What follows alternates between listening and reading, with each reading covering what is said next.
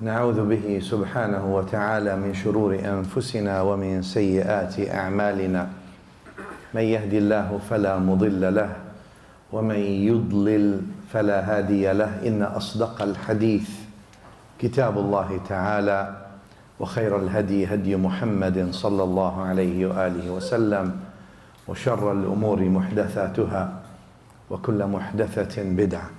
أشهد أن لا إله إلا الله وحده صدق وعده ونصر عبده وأعز جنده وهزم الأحزاب وحده لا شيء قبله ولا شيء بعده مخلصين له الدين ولو كره الكافرون. وأشهد أن سيدنا ونبينا وعظيمنا وحبيبنا محمد صلى الله تعالى عليه وعلى آله وسلم أدى الأمانة وبلغ الرسالة ونصح الأمة وكشف الغمة وعبد الله ربه حتى أتاه اليقين. صل اللهم وسلم وبارك على هذا النبي الأمين وعلى آله الطيبين الطاهرين، وارض اللهم عن أزواجه وذرياته وأصحابه وأحبابه والتابعين وعنا معهم برحمتك يا أرحم الراحمين. أما بعد، عباد الله، أنصحكم ونفسي الآثمة بتقوى الله، أحثكم وإياها على طاعته، أحذركم وإياها وبال مخالفته جل وعلا ومعصيته، وأستفتح بالذي هو خير. يقول ربنا في المحكم بعد أعوذ بالله من الشيطان الرجيم: بسم الله الرحمن الرحيم: والسماء ذات البروج واليوم الموعود وشاهد ومشهود قتل أصحاب الأخدود النار ذات الوقود إذ هم عليها قعود وهم على ما يفعلون بالمؤمنين شهود وما نقموا منهم إلا أن يؤمنوا بالله العزيز الحميد. Surah Al-Buruj, among the ayahs, continuation of what we're talking about the past couple of weeks and the second Jummah. Today is just an exception. I'll go back to the second, inshallah.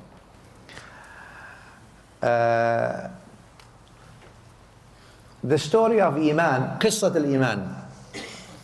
This qissa, or this story of Iman, that has been challenged from the beginning of its inception. Yani challenged by action, by the very name, the very child of Sayyidina Nuh, Qabil.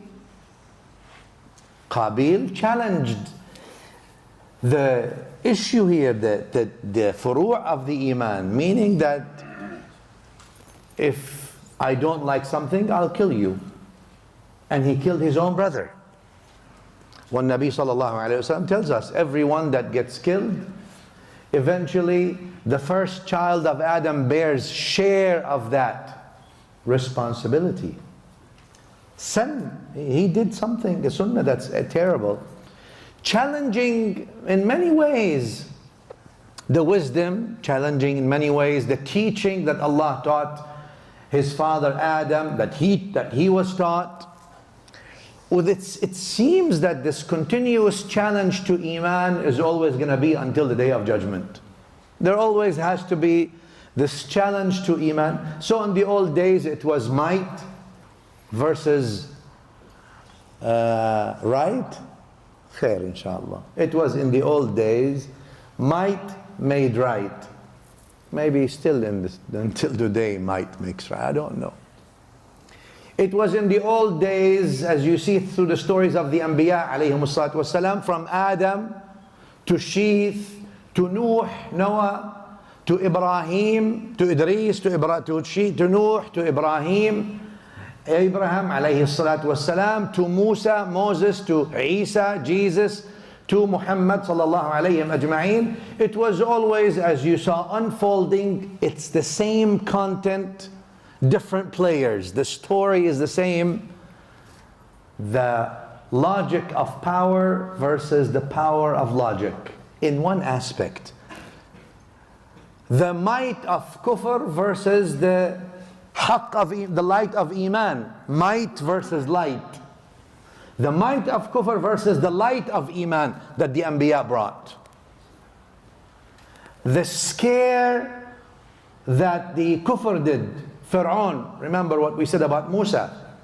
When Musa alayhi salatu wasalam came to Egypt, Pharaoh gathered his people and told them what? إِنِّي أَخَافُ أَن يُفْسِدَ دِينَكُمْ أو عفوا يُبَدِّلَ دِينَكُمْ. I fear that he will change, that Musa will change your deen.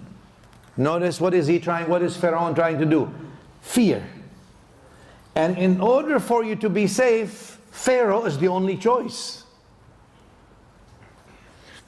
أو أن يظهر في الأرض الفساد, or that Moses will actually start out corruption in the lands. That's what Pharaoh version is.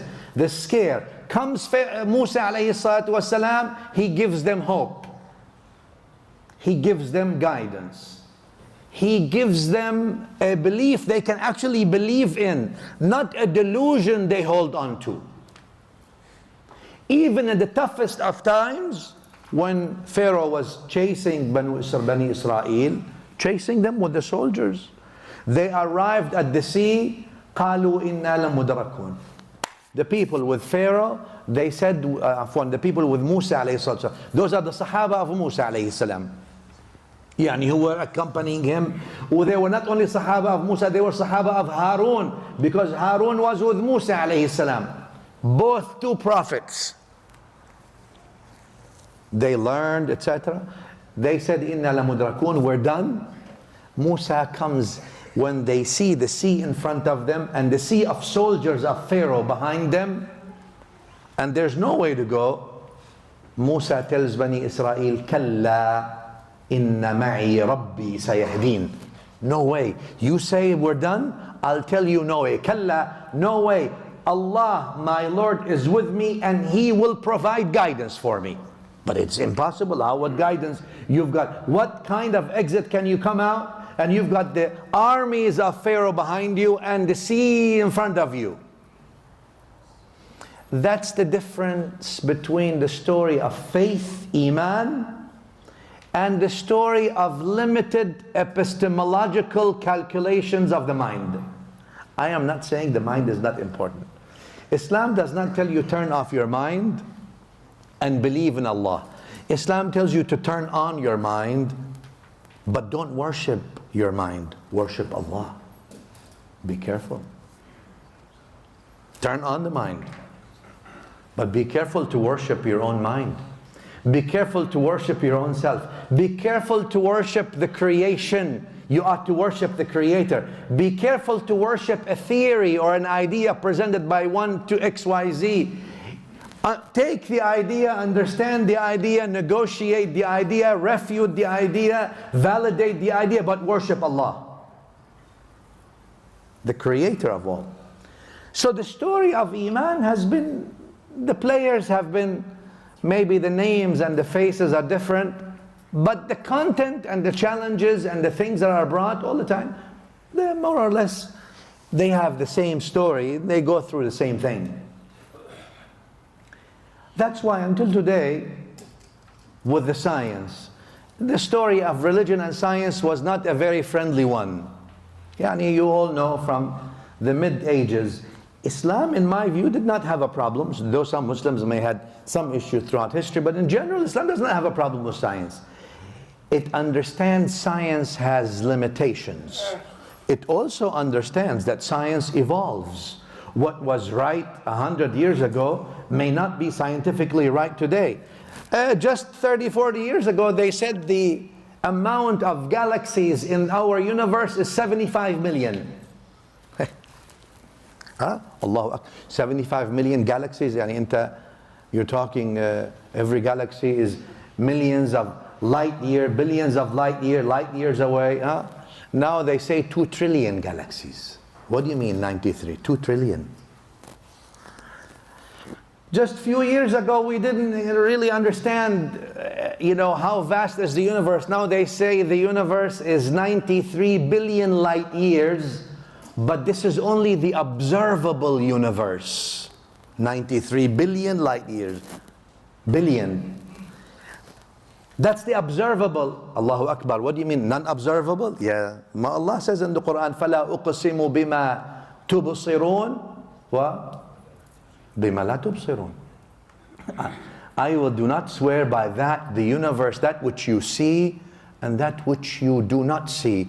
And they say now, well, the observable universe is about 93 billion, but the non-observable is at least 15 or more times that. We just can't observe it. You saw what happened with this James Webb thing, right? The telescope, and they put the telescope there that cost $10 billion, right? And now you can start seeing pictures, and they see pictures so far away in our observable universe, which date to so many thousands of years back. Whatever they saw now, the images they see of the stars that are current in our sight, in reality, they're thousands and maybe tens of thousands, millions of years back. That's when they were, because that's the time that you're capturing things. And then they turn all these rays into ways to make a noise, because they can detect basically the pulse of the light. Based on that pulse of the light, they say, we're hearing now noise from space. Yani they're generating noise based on what they expect that light pulses are. No, Islam did not say you cannot look at science. You can, but don't worship science. Science itself changes and it has limitations. And when we only had a couple of dimensions, you could not see things. In order for you to look into something, you have to draw it into them. Now you have 3 dimensions and you can look at a room from above and see everything in the room. Well, because of a 3-dimension. Maybe if you look at a 4th dimension that exists, how about the 5th and the 6th and the 7th and the 8th and the 9th and the 11 dimensions? And what about other dimensions? The reduction of faith into just the current state of scientific findings is a crime against philosophy, if you want to say it's a philosophical crime, to say the least. Simply because of the evolution of science, simply because of the change in things. And today what many people are peddling to the youth specifically, without saying so, science is religion. Religion is science.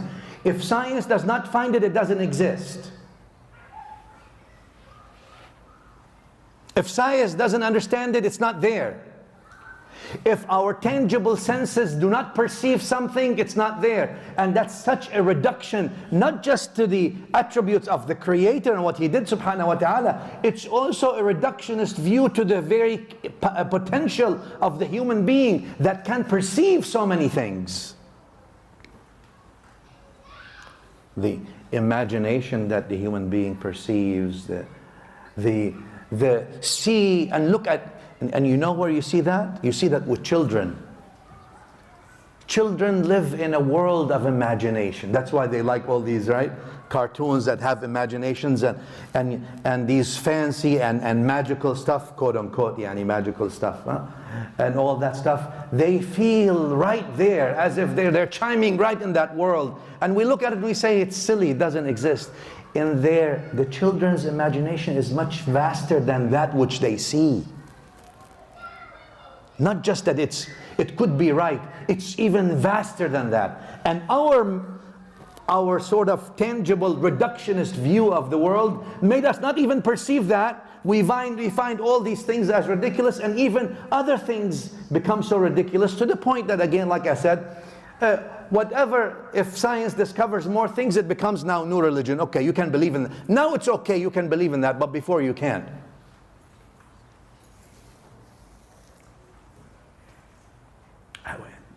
How can science, which depends on a human mind and the human science, and the human mind is limited, and what the humans generate is always limited, no matter how big it is, encompass the Creator of all? Even the word Big Bang came out of their words like their mouth, like a maybe Big Bang. Yeah, well, what about Big Bang? Let's say T0 and S0, time 0, space 0. How about before the S and the time? What about the low magnetic fields? Who brought them from the state of non-existence, Adam, to the state of wujud, of existence? Because philosophically and scientifically, things cannot come from non-existence to existence.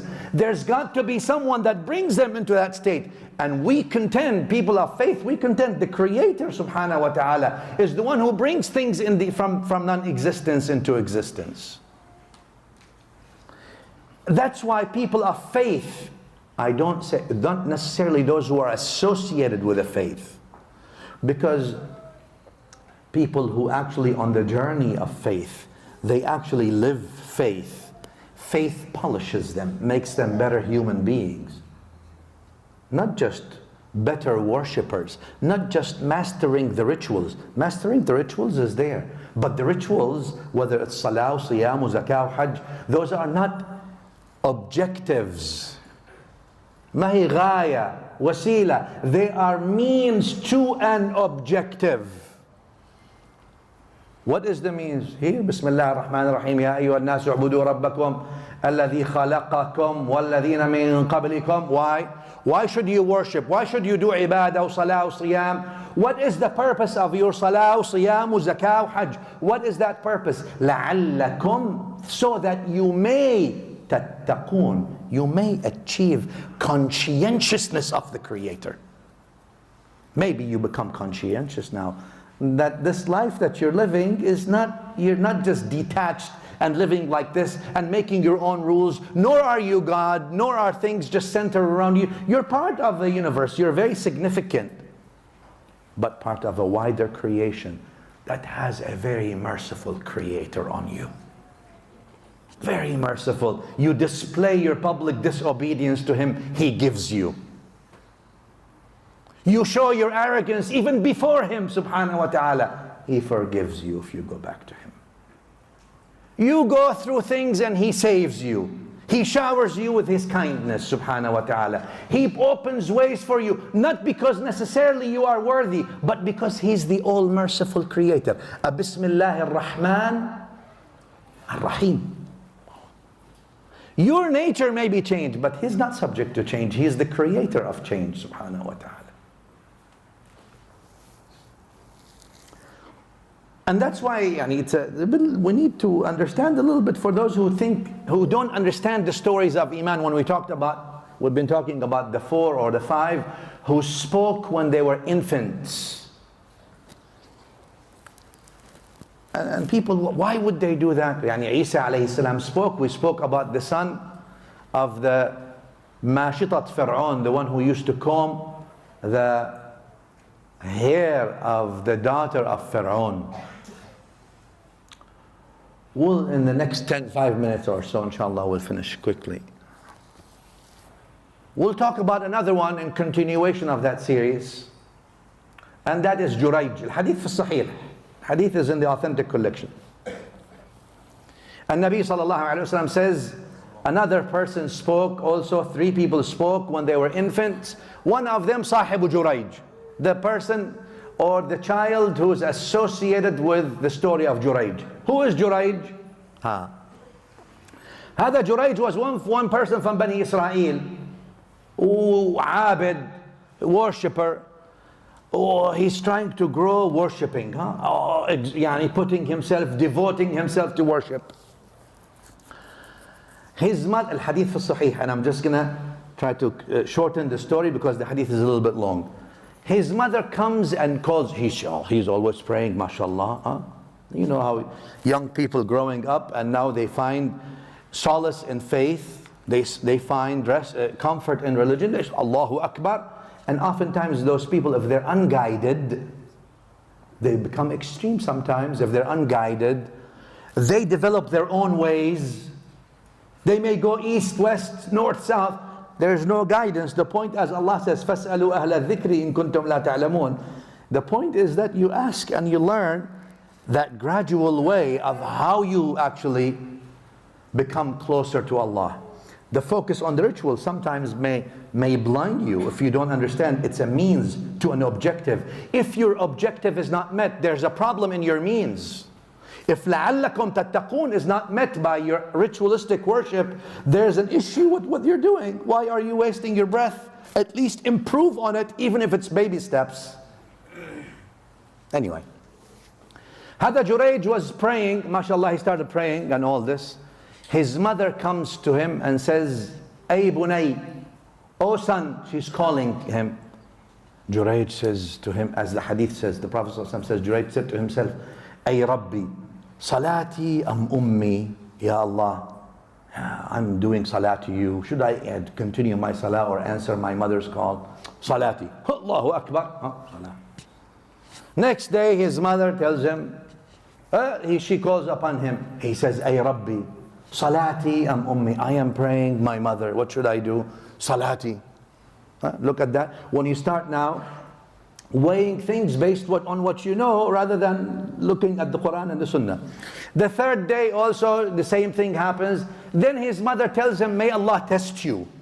You're trying to tell me, basically, in other words, you are trying to tell me that this is a religion of yours, this is the religiosity that you're talking about? Then may Allah test that religiosity of yours. That's not like that. Sa'id ibn al-Mu'alla fi Sahih Imam al-Bukhari al-Hadith. Hadith fi Sahih Imam al-Bukhari. Sa'id ibn al-Mu'alla, Sahabi. He says, Kuntu usalli, I was praying, fada'ani Rasulullah sallallahu alaihi wasallam. The Prophet sallallahu alaihi wasallam called on me, falam ujib. I didn't answer to him. I'm praying. When I finished my salah, I went to him. I said, Ya Rasulullah, kuntu usalli. He tells me, why didn't you answer? Sa'id, why didn't you answer? Qala ya Rasulullah, kuntu usalli. I was praying. And Nabi sallallahu alaihi wasallam told him, didn't you hear Allah saying, Ya ayyuhalladhina amanu stajibu lillahi وَلِلرَّسُولِ إِذَا دَعَاكُمْ لِمَا يُحْيِيكُمْ. O you who believe, answer the call of Allah and His Messenger when they call upon you. Well, that's why you all know many of the fuqaha said that it is permissible for you to break your nafil salah if one of your parents call upon you. Discussion in fiqh, fil fiqh. Some they say permissible, some they say you need to make it up, some they say no, if you know that it's not emergency, you continue and then answer. And some said no, you nafil, not the fard. Your father calls upon you, you're in a nafil, you break that salah and you answer the call of your father or mother, not the fard salah. Anyway, so we don't take too much time. Hada, what is that? So she told him this, and also this is a lesson for the mother. If your children upset you, do not make dua against them. You don't do this. Say Allah yahdik, Allah guide you. May Allah teach you.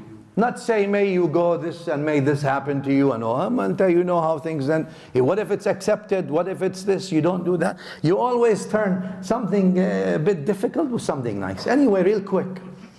He grew, this Juraj grew, and he had his own sawma'a, place of worship, so that Banu Israel started looking at him with envy. Allahu Akbar, he's such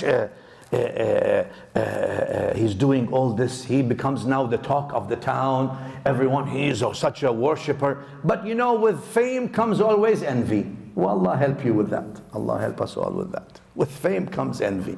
With this envy, طبعا, does evil things. So Hadwal Banu Israel, they figured, you know what, how do we bring him down? He's going too much high in the eyes of people and we don't like that. That envy moved. How do we get him down? They went and hired a woman, a working woman who does evil stuff, and gave her money and said, go to him. Try to do something. She went, she couldn't get away with him. The man was actually righteous. Outside of his place of worship, there's a shepherd. She stayed with him. Eventually, months after that, she was pregnant. She delivered. They told her, who is the boy? She said, who is the father of the boy? She said, the father of the boy is Juraj, the worshipper. How come? What? She said, you remember when I went inside of his worship place and I came out? That's what happened. Banu Israel haditha, this is not the story, hadith sahih. They took the axes and they destroyed the place of worship, brought it down, and they beat the man up, almost killing him. He told them, wait, just give me one chance. They said, okay, what do you have? He said, where is the boy? They said, bring the boy. Bro, boy is just infant, he is just born. Bring him. Hadith al-Sahih, and Nabi sallallahu alayhi wa sallam told us, they brought the boy. Juraj prayed 2 rak'ah, and he put his finger on the boy. He says, Ya ghulam, man abuk? Oh, ghulam, young man, young boy, who is your father? Allah, as the Prophet ﷺ said, Allah made that infant speak and said, Fulanun al-ra'i, the ra'i, the shepherd is my father. That's the third one that we talked about. And then Banu Israel came to Juraj and told them, look, we're going to rebuild your worship place from gold. And it was made from clay, now we're going to make it from gold. He says, La hajati, I don't want your gold, just leave me alone. Yani basically, just let me have the thing that I had before, enough for me. The point of these things that oftentimes we see, whether it's Isa alayhi salatu wassalam, with Maryam, whether it is the son of the Comer of Pharaoh's daughters, we see a story of iman that always come to those who actually believe in Allah Azza wa Jal beyond the limitation of their society. Don't ever sell your soul to people who just give you one theory that can change here today or tomorrow. Now, we take all these things, we look at the theories, there is a need for every single one of us to actually take the journey to finding Allah Azza wa Jal, to believing in Allah Azza wa Jal, to realizing the closeness of Allah Azza wa Jal, to remember Allah Azza wa Jal, to be conscientious of Allah Azza wa Jal. It's an individual story. It's an individual journey.